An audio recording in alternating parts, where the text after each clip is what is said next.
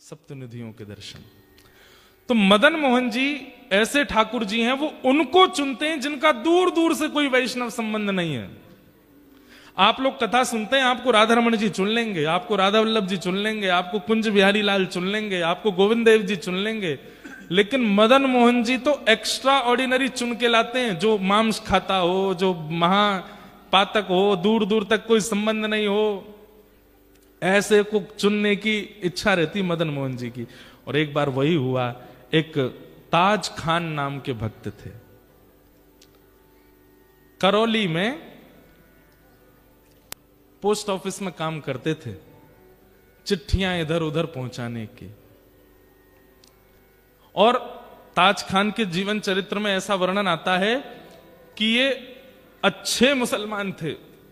अच्छे मुसलमान, कोई हमारा ये नहीं कि कोई बुरे मुसलमान होते, अच्छे मुसलमान मतलब जो इनकी परंपरा का नियम होता है, इतने बजे ये पाठ करना, ऐसे टोपी पहन के घूमना, इतनी बजे नमाज करने जाना, आदि आदि जो भी उनके क्रम होते हैं हमें नहीं पता, वो सब नियम से करते थे ताज खान।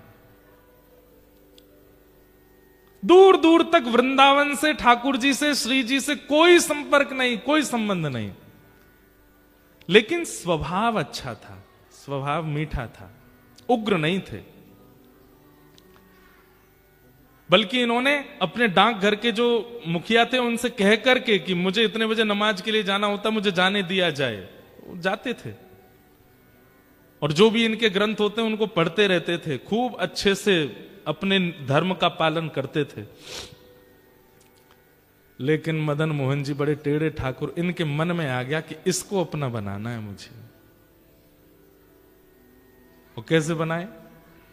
एक बार एक चिट्ठी आई मदन मोहन जी के गोस्वामी जी की, और ये चिट्ठी बांटने यही जाते थे सब जगह।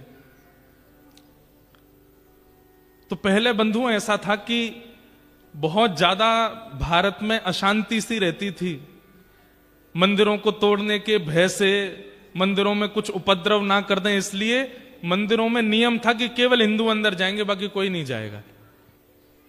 तो बाहर बड़ी स्ट्रिक्टनेस रखी जाती थी। तो जैसे ही ये मदन मोहन जी के गोस्वामी जी की चिट्ठी लेकर के जैसे ही सीढ़ी चढ़ने लगे ऊपर, तो द्वारपाल ने इनको वहीं रोक दिया। बोले क्या बात है, क्यों चढ़े आ रहे हो ऊपर? बोले अरे भैया हम डाकघर से आए हैं, चिट्ठी है, गुसाई जी की चिट्ठी देने आए हैं। बोले आप यहीं रुक जाओ, हम गुसाई जी को बुला के ला रहे हैं, भीतर मत आना। हाँ नहीं आ रहे, हमको भी कोई शौक नहीं अंदर आने का, यहीं खड़े हैं, बुला दो। अब वो द्वारपाल भीतर गया, पीछे जाकर के जाने ऐसी कोई क्या व्यवस्था उसको लगी, वो वहीं व्यस्त हो गया उसको करने में, गुसाई जी को बुलाना ही भूल गया। अब ये बाहर खड़े खड़े प्रतीक्षा करें, दोपहर हो रही है, इतनी तेज धूप पड़ रही है, अभी तक आए नहीं। थोड़ी देर प्रतीक्षा करने के बाद इन्होंने द्वार खोला, मंदिर का मुख्य द्वार बाहर वाला खोला, खोल करके भीतर प्रवेश कर गए। डर तो रहे थे कुछ हो नहीं जाए, इधर उधर देखा, गुसाई जी, अरे भैया द्वारपाल कहां हो, चिट्ठी हम लेके खड़े हैं, ले तो जाओ। कोई प्रत्युत्तर नहीं देवे। तभी इन्होंने देखा कि हवा से, हवा के भाव से एक खिड़की, मंदिर की एक खिड़की कभी बंद होती है खुलती है, तो इन्होंने सोचा अंदर बोल के देख लेता हूं, इसके अंदर झांक के बोल देता हूं, कोई होगा तो आ जाएगा। ये जैसे ही गए, खिड़की खुल रही थी, बंद हो रही थी, खुल रही थी, बंद हो रही थी। जैसे ही उन्होंने वहां अंदर झांक करके भीतर, गुसाई जी बोला ही और नेत्र खोल करके देखा तो सामने मंदिर में श्री मदन मोहन जी का इनको दर्शन हुआ। त्रिभंग ललित ठाकुर जी खड़े हैं और मंद मंद नेत्रों से, वैसे तो मूर्तिमंत ठाकुर जी ऐसे ही रहते हैं, लेकिन जैसे ही इन्होंने भीतर झांका तो ठाकुर जी इनको देख करके अपने नेत्र मटकाने लगे, ऐसे ऐसे करने लगे और बार बार ऐसे पलक झपकाने लगे। ये देख करके ये तो वहीं धड़ाम से गिर पड़े। अब तो इनके मन में वही भाव चले, ये कौन था? ऐसे कमल जैसे कटाक्ष नेत्र, ऐसी सांवली सूरत, ऐसे टेढ़ा सा ये पैर, ये टेढ़े से ये हाथ, ये पीतांबरी पहना, मुख पे वंशी धरे, ये कौन है ये? इन्होंने जैसे तैसे अपने आप को उठाया, जैसे ही पुनः चढ़ने लगे, इतने में ही द्वारपाल आ गया। ए तुमको मना किया था भीतर मत आना, तुम भीतर घुसे चले आए। भैया तेरे हाथ जोड़, एक बार देखने दे, मैं चला जाऊंगा, मैं मेरे को नहीं आऊंगा, दोबारा नहीं आऊंगा, एक बार देखने। बोल बिल्कुल नहीं, निकलो यहां से बाहर। जैसे किसी प्यासे को 2 बूंद पानी पिला करके पानी दूर कर लिया जाए, वो स्थिति हो गई। चिट्ठी देकर के द्वारपाल को ये तो चले गए, लेकिन मन चुरा लिया ठाकुर जी ने। मेरो मन गिरधर छवि पे अटक्यो, मेरो गिरधर छवि पे। ये स्थिति क्या है? यहां आप नहीं चुन रहे हैं ठाकुर जी को, ठाकुर जी चुन रहे हैं आपको। और भैया जब ठाकुर जी चुनते हैं ना, तो स्थिति अवर्णनीय हो जाती, वर्णन नहीं कर सकते उसका। बहुत वर्षों बाद मुझे ये कथा याद आई है, ध्यान से सुनिएगा। काले खां चले गए, लेकिन अब चल रहे हैं तो भी नेत्र बंद करते हैं तो वही स्वरूप दिखाई दे रहा है। वो नेत्र अपने ऐसे ऐसे मटका रहे थे, वो अनुभव आ रहा है। एक जगह बैठे रह जाते हैं, सोचते रहते हैं ये कौन था, ये ग्वारिया बालक कौन था, ये सांवरा सलोना कौन था। आज तक कभी अपने नमाज के समय में, अपनी दिनचर्या में कभी बदल फेर नहीं हुआ, लेकिन अब करने कुछ और जाते हैं, करने कुछ और लग जाते हैं। स्थिति आपे से बाहर चली गई। अब तो ये मदन मोहन जी के मंदिर की जो सीढ़ियां थी, वहां से जब निकलते तो नीचे से देखते रहते, कब बुलाएंगे मुझे, कब स्वीकार करेंगे मुझे, कब दर्शन देंगे मुझे। ठाकुर जी ने चुन लिया। अब तो इनकी स्थिति ऐसी हो गई, जैसे एक प्रेमी होता है ना, उसको कोई प्रिय लग जाए तो वो जैसे बावड़ा सा हो जाता है, पागल सा हो जाता है, खाना पीना छोड़ देता है, सोना छोड़ देता है। एक तरफा प्रेम जो होता है, एक तरफा प्रेम में कई बार जो प्रेमी लोग होते हैं, मैंने सुना है ना एक तरफा प्रेम में क्या होता है कि जो प्रेमी होता है वो अपनी प्रियतमा को पहले तो प्रेम से मनाता है, फिर जिद से मनाता है, और नहीं तो फिर धमकी देता है। क्या धमकी देता है? या तो मुझे मिल जाओ, नहीं तो मैं प्राण त्याग दूंगा, नस काट लूंगा अपनी। ये सब भाव कहता है। बंधुओं, ये आजकल के लव बर्ड्स ऐसा करते हैं, लेकिन ये आजकल के लड़का लड़कियों का क्रिया नहीं है, ये हमारे प्राचीन भक्तों ने ऐसा किया ठाकुर जी के लिए। और काले खां उसी स्थिति में आ गए। बहुत दिन तक प्रयास किया कि ये मुझे कैसे भी ऊपर बुला लें, एक बार अपनी रूप छटा दिखा दें, लेकिन ठाकुर जी तो, उनका स्वभाव है तड़पाना। जब नहीं दर्शन हुए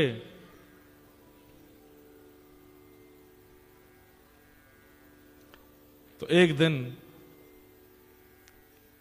काले खां ने कसम खा ली, बोले ठाकुर जी या तो मुझे दिख जाओ, या तो मुझे मिल जाओ, नहीं तो मैं अनशन व्रत पर बैठ रहा हूं, मृत्यु पर्यंत प्राण त्याग दूंगा। ऐसी स्थिति हो गई। धीरे धीरे अपना काम छोड़ दिया, परिवार वालों से दूर रहने लगे, अपने नियम क्रम सब से बिल्कुल ना इधर के रहे ना इधर के, बीच में आ गए बिल्कुल। स्थिति अवर्णनीय हो गई। काले खां ने ठाकुर जी के सामने कसम खा ली, या तो मुझे दर्शन करा दीजिए, नहीं तो मैं अनशन व्रत करके अपने प्राण त्याग दूंगा। एक दिन, 2 दिन, 3 दिन व्यतीत हो गए भोजन किए बिना। 3 दिन बाद श्री मदन मोहन लाल जी को बड़ी दया आ गई। बोले कि भूखा प्यासा बैठा है। अब ये भी तो बात है कि जैसे हम लोगों को तो पता है कि ठाकुर जी को मनाना है तो हम कथा में चले जाएं, ठाकुर जी को मनाना है तो संतों को भोजन करा दो, ठाकुर जी को मनाना है तो परिक्रमा करे आओ, ठाकुर जी को मनाना है तो यज्ञ कर लो।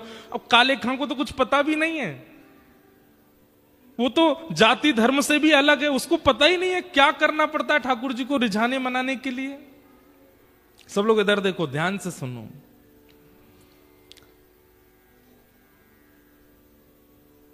उसके पास यही तरीका था, ठाकुर जी के आगे कसम खाली, बोले मैं प्राण त्याग दूंगा मुझे मिलो नहीं तो।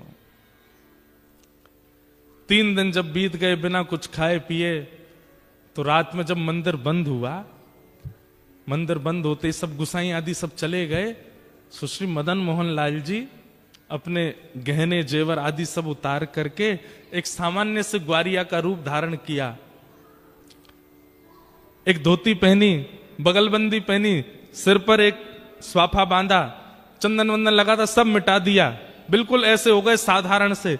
आंखन में काजल लगाता, मीड़ मीड़ करके उसको फैला लिया कि मैं पहचान में नहीं आऊं।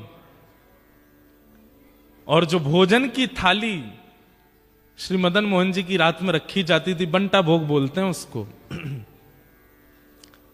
बंटा भोग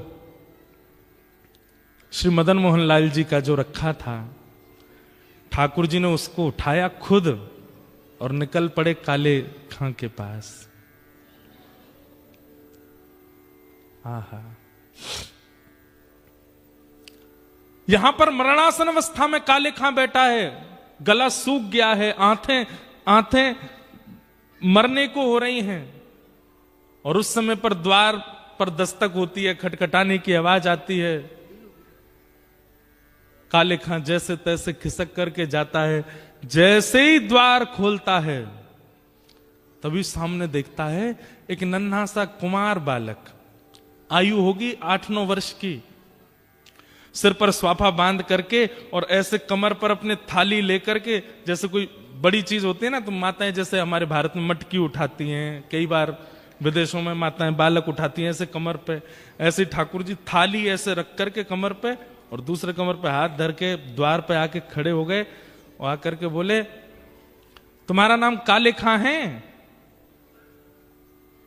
काले खां बोले, हाँ भैया मेरा नाम काले खां, पर तुम कौन हो? और ये इतने सुंदर हो, इतने प्यारे हो, तुम्हारी मैया नहीं है, तुम्हारे पिताजी नहीं है जो आधी रात में तुमको अकेला छोड़ दिया? अरे हम देखने में छोटे लगते हैं, वास्तव में तो श्री मदन मोहन जी मंदिर के हम टहलुआ हैं, रात भर चौकीदारी करते हैं। डोल डोल टहलुआ कहते हैं जो टहल टहल करके रखवाली करे। कई लोग होते हैं ना, उम्र तो बड़ी होती है दिखने में, वही है हमारा भी, उम्र तो हमारी बहुत है। कितनी उम्र होगी? बोले गिन नहीं पाओगे, 2-3 हजार साल के तो हैं हम। तो काले खां बोला मजाक कर रहा है भाई, छोटा बालक है, बड़ी बड़ी बात कर रहा है। अच्छा भैया मदन मोहन जी मंदिर से आए? बोले हाँ। क्यों आए?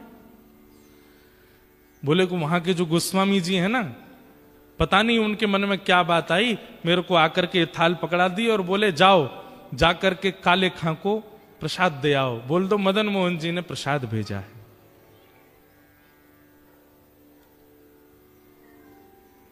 काले खां बोले सुनो, इसको तुरंत वापस ले जाओ, एक कौर नहीं खाऊंगा इसमें से, ये मैं सब जानता हूं ये लीला कौन कर रहा है, ये वही छलिया, वही कपटी, वही मरकट बंधु, मुझे एक झलक दिखा करके इतना परेशान कर दिया और अब मेरे अनशन को तुड़वाने के लिए थाल भेज दिए।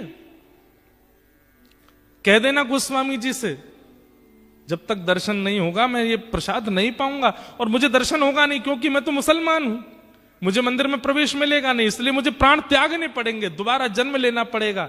और सुनो एक बात और कह देना अपने मदन मोहन से। बोले क्या? उसने जो अपना नाम धर रखा है ना जगन्नाथ, मैंने सुना था कहीं उनका नाम जगन्नाथ है, उनसे कह दो कि तुम जगन्नाथ नहीं हो, अपना नाम रखो हिंदूनाथ, तुम केवल हिंदुओं के नाथ हो, ये जगतनाथ मत बोला करो अपने आप को। ठाकुर जी खड़े खड़े सुन रहे हैं।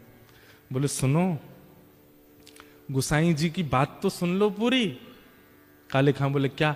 बोले इसमें से प्रसाद पा लेना और प्रसाद पा करके सुबह बर्तन मांज करके मंदिर दे जाना और मदन मोहन जी के दर्शन कर जाना। गुसाई जी ने आज्ञा दी।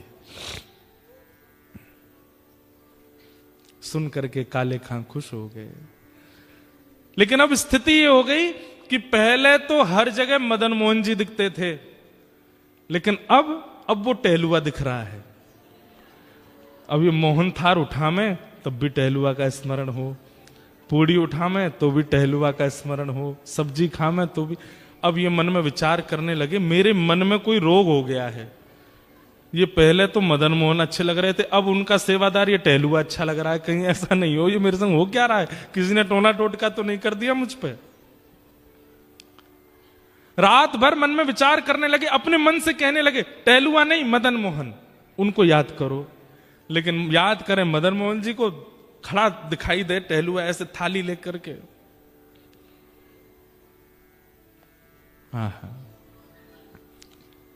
रात्रि में ठाकुर जी ने गोस्वामी जी को सपना दिया और सपने देकर के कहा, बोले पहले दिन चिट्ठी लेकर के मेरा भक्त काले खां आया था, द्वारपाल ने उसको डांट भगा दिया। अरे गोस्वामी जी मुझे उसको स्वीकार करना, और मैं उसे स्वीकार कर चुका हूं। 3 दिन से अनशन व्रत पे था, मैं अपनी सोने की थाल में भोजन देकर के आया हूं। कल वो थाल धोकर के जब मंदिर आवे सब उसको रोकेंगे, लेकिन आप आकर के उसको भीतर बुला लेना, मेरा दर्शन कराना। गोस्वामी जी तो रात में ही उठ करके रोने लगे, बोले नाथ आपकी कैसी कृपा, आप जिसको स्वीकार कर लेते हैं फिर कुछ विचार नहीं करते। रात भर भोजन तो कर नहीं पाए, वो यही सोचने लगे टहलुआ टहलुआ, अरे नहीं नहीं मदन मोहन मदन मोहन मदन मोहन मदन मोहन, नहीं टहलुआ टहलुआ टहलुआ। मदन मोहन जी अब टहलुआ के रूप में उसको देखने लगे, वहीं प्रेम होने लगा। सुबह उठ करके सारी सामग्री साफ करी, पूरी थाली साफ करके बोला भैया गलती हो गई, मेरे तो मन को कोई रोग हो गया है, मैं जाके गोस्वामी जी को थाल दे दूंगा, बोल दूंगा मदन मोहन जी नहीं चाहिए, अपना टहलुआ दे दो, मैं तो उसी को देखता रहूंगा। यहां पर गोस्वामी जी सुबह सुबह आए, आते ही उन्होंने देखा कि मेरा स्वप्न सच है कि नहीं। तो मंदिर में प्रवेश करते सबसे पहले ठाकुर जी के भोग का थाल देखा, तो थाल वहां नहीं था। ये देखते ही गोस्वामी जी तो रोने लगे, हे कृपालनाथ ये कैसी कृपा, बड़े बड़े यज्ञाचार्यों को आपने स्वीकार नहीं किया, बड़े बड़े नाम जापकों को स्वीकार नहीं किया, बड़े बड़े भक्त जो दिन रात आपकी सेवा में लगे रहते हैं उनमें आपको कोई भाव नहीं दिखा, और एक मुसलमान, एक काले खान, दूर दूर तक जिसने भजन नहीं किया, उसके पीछे अपनी सोने की थाली दिया है रात में। जय हो आपकी। गोस्वामी जी प्रतीक्षा कर रहे हैं कब आएगा काले खान, लेकिन काले खान को तो अब गिल्ट फील हो रहा है भीतर से कि पहले प्रेमी कोई और था, अब प्रेमी कोई और हो गया है, अब तो मुझे टहलुआ चाहिए, अब तो मदन मोहन जी नहीं चाहिए। मंदिर द्वार पर जैसे ही पहुंचा, द्वारपाल से बोला सुनो ये थाली भीतर गोसाई जी को दे आओ। थाली तेरे पास कैसे आई? बोले कि उनको बोल देना रात में उन्होंने भिजवाई थी मेरे लिए टहलुआ के द्वारा। बोले कौन टहलुआ? अरे जो रात में मंदिर में रहता। बोले मैं ही तो रहता हूं रात में मंदिर में, मैं ही टहलुआ हूं यहाँ का। बोले तुम नहीं, उस सुंदर वाला टहलुआ। बोले अच्छा तो मैं कुरूप हूं? बोले नहीं मैं ऐसा नहीं बोल रहा हूं, दो होंगे ना तुम, एक सुंदर छोटा सा काजल लगा करके सिर पे पगड़ी बांध के बढ़िया पीली सी पीता, और बड़ी अच्छी सुगंधी आ रही थी उसमें से, क्या वर्णन करूं उसकी रूप माधुरी का मैं। वो टहलुआ। बोले सुन तू यहीं खड़ा रहे, कोई टहलुआ नहीं है, मैं ही टहलुआ हूं, और मैं गोसाई जी को अभी बुला के लाता हूं, तेरी तो अभी खैर नहीं। भीतर गए, इतने में ही जाकर के थाल दिया। गोसाई जी बोले थाल लायो? कौन लेकर के आया थाल? बोले वो काले खान आया है द्वार पे, उसको भीतर नहीं लाए? बोले वो तो कह रहा है कि टहलुआ से मिलना उसको, और मैं ही टहलुआ हूं, वो पता नहीं कौन से टहलुआ का वर्णन कर रहा है। गोस्वामी जी निकल के बाहर आए, अपरस में थे फिर भी बाहर आ गए, नेत्रों में आंसू। काले खान कौन आया था रात को? बोले आपके मंदिर का टहलुआ आया था, मुझसे गलती हो गई, पहले तो मुझे वो प्रिय लग गए थे, लेकिन अब मुझे वो टहलुआ ही चाहिए, मैं मंदिर में कभी नहीं आऊंगा, आप जितना कहेंगे मैं उतनी रकम दे दूंगा, केवल वो टहलुआ मुझको दे दो जो रात भर यहां टहलता है। ऐसे कटाक्ष नेत्र थे उसके, ऐसी सुंदर सी नासिका थी, ऐसी मधुर मुस्कान थी, ऐसी सुंदर उसने पगड़ी पहन रखी थी, और उसमें से ऐसी अद्भुत सुगंधी आ रही थी। हे गोस्वामी जी मैं आपके आगे हाथ जोड़ के कह रहा हूं, अगर दे नहीं सकते तो जैसे दर्शनार्थियों के लिए नियम है कि सुबह इतने बजे आओ, दर्शन होते हैं मदन मोहन जी के, सबको मदन मोहन जी के दर्शन कराओ, मुझे वो टहलुआ के दर्शन करा दिया करो बस। गोस्वामी जी बोले हाथ पकड़ो हमारा, हाथ पकड़ लिया। बोले चल टहलुआ से मिलवाते हैं। पहली बार श्री मदन मोहन जी के मंदिर के अंदर गए, ढूंढ रहा है काले खान कहाँ है, कब दिखेगा कब दिखेगा। और जैसे ही पर्दा हटाया तो बाकी सबको तो श्री मदन मोहन जी पाषाण रूप में दिख रहे थे, लेकिन काले खां को वो रात वाले टहलुआ के रूप में दिख रहे थे। ये रहते टहलुआ।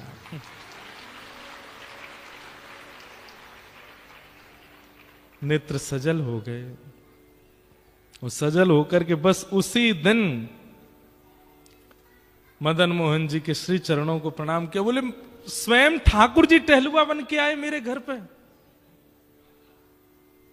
इतना श्रम किया। और जीवन भर के लिए श्री मदन मोहन जी के दास बन गए। कौन? काले खान। काले खान की कुछ रचनाएं हैं, ये रचना आज भी वहां गाई जाती है ठाकुर जी की आरती के बाद। आहा,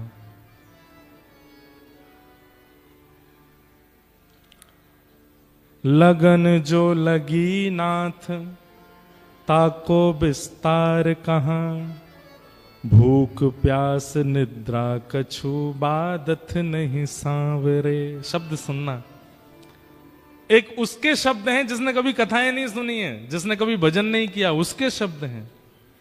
लगन जो लगी नाथ ताको विस्तार कहां, भूख प्यास निद्रा कछु बादत नहीं सांवरे। मदन मोहन मूर्ति को बेग दर्शावो आप, एक एक क्षण कोटि कल्प समझावरे। आपसे जो मेरी लगन लगी है मैं उसको कैसे वर्णन करूं? बोले बस इतना कह सकता हूं, भूख प्यास निद्रा ये कोई भी मेरे को परेशान नहीं करती और इनकी मुझे इच्छा भी नहीं होती है। मदन मोहन मूर्त को बेग विस्तार दर्शावो, एक एक क्षण कोटि कल्प समझावरे। आपको देखे बिना एक एक क्षण मुझे ऐसा लगता जाने कितने घंटे कितने कल्प बीत गए हों। सुंदर कटाक्ष तेरे निरखत आनंद होत। ठाकुर जी बोले ए काले खां तुझे मेरे स्वरूप में क्या अच्छा लगता? बोले आपके जो ये कटाक्ष नेत्र हैं। सुंदर कटाक्ष तेरे निरखत आनंद होत, मेरी एक क्षण कोटि कल्प समझावरे। दरस भिकारी ताज ताकी प्रभु अरज सुनो। दरस भिकारी ताज ताकी प्रभु अर्ज सुनो।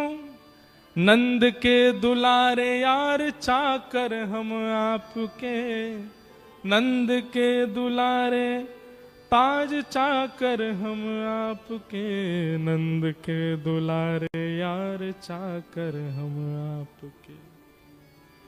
हम आपके चाकर हैं, आप हमें स्वीकार करो।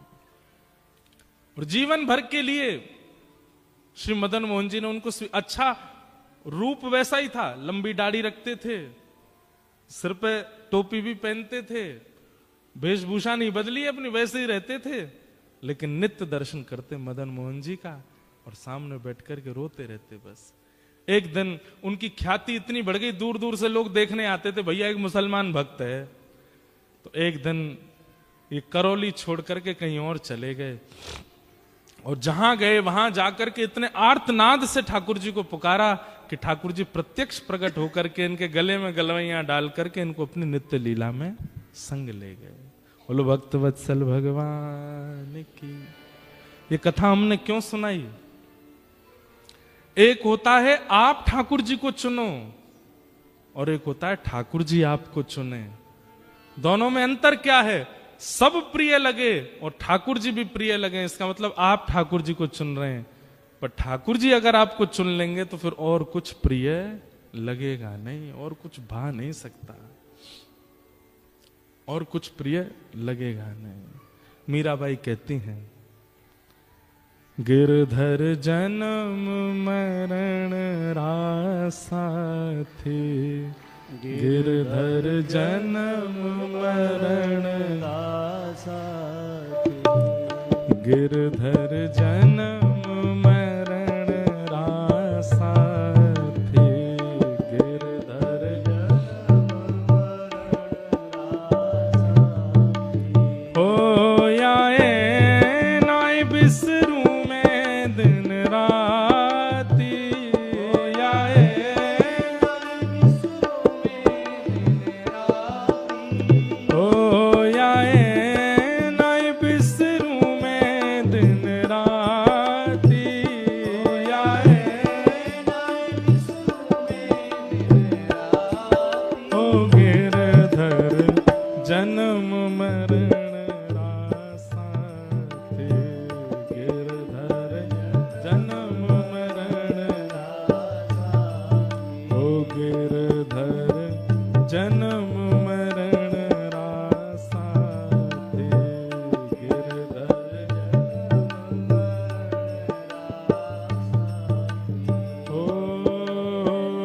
पल पल पिय को रूप निहारूं, निरख निरख सुख पाती। पल पल गाइए,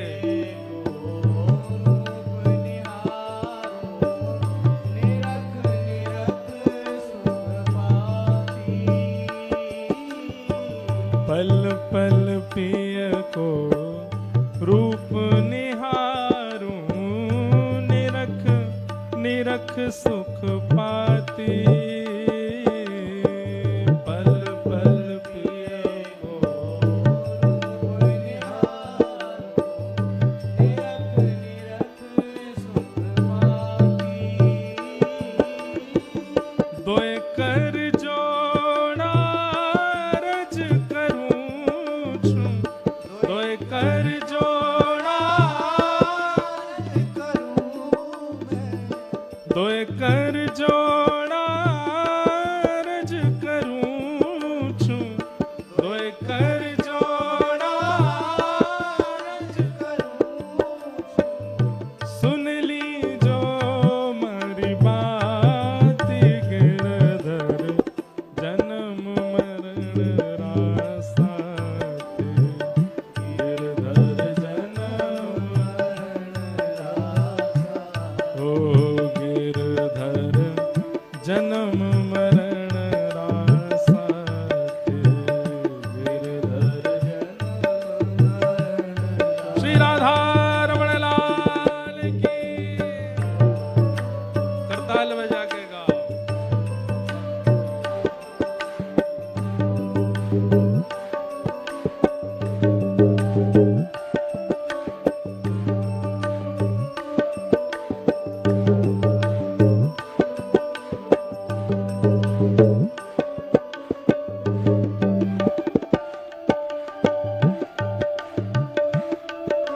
बोल वृंदावन बिहारी लाल की।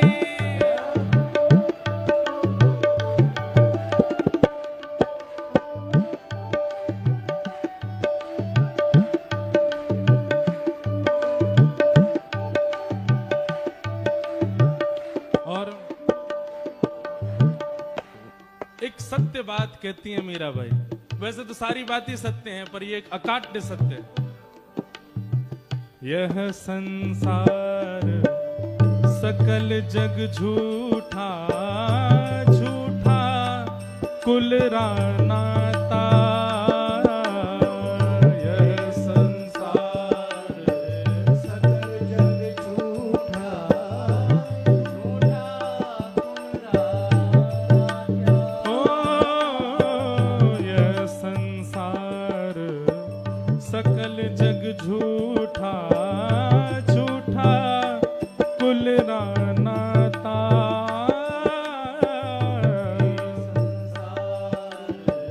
सकल जग झूठा, झूठा सब लोग गाओ। मीरा के प्रभु गिरधर नागर, मीरा के प्रभु गिरधर नागर। मीरा के प्रभु नटवर नागर, मीरा के प्रभु नटवर नागर। हरि चरणा चितराज गिरधर, जन्म मरण रासाते। गिरधर जन्म मरण रासाते। ओ गिरधर जन्म मरण रासाते। गिरधर जन्म मरण रासाते। होया है नाई बिसरूं मैं दिन रात। होया है नाई बिसरूं मैं दिन रात। होया है नाई बिसरूं मैं दिन रात। होया है नाई बिसरूं मैं दिन रात। गिरधर जन्म मरण रासाते। गिरधर जन्म मरण रासाते। गोविंद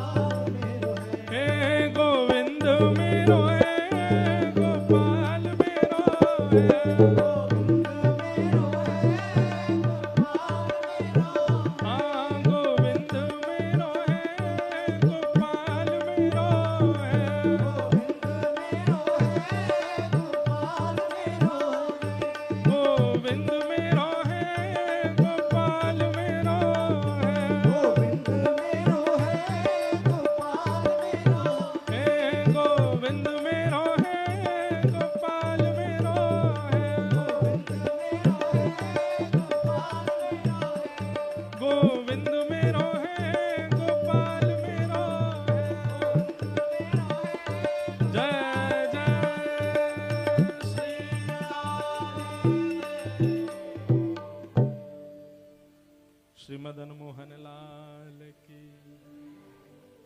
तो गिरधर छवि पे अटक्यो मेरो मन, गिरधर छवि पे अटक्यो। अगर आप ठाकुर जी को चुनेंगे तो आप अटकेंगे नहीं। देख के आपको अच्छा लगेगा, देख के आपको सुख मिलेगा, देख के आपके नेत्र भी सजल हो सकते हैं, लेकिन आप अटकेंगे नहीं। अटकने का मतलब क्या होता? कुछ और कर ही नहीं पाए, फिर बस देखते रह गए, अटके नहीं। और अगर अटक गए मतलब फिर और कुछ ध्यान ही नहीं रहा और कुछ कर ही नहीं पाए, बस देखते रह गए उस सांवली सूरत को, मोहिनी मूरत को, तो समझो ठाकुर जी ने चुना।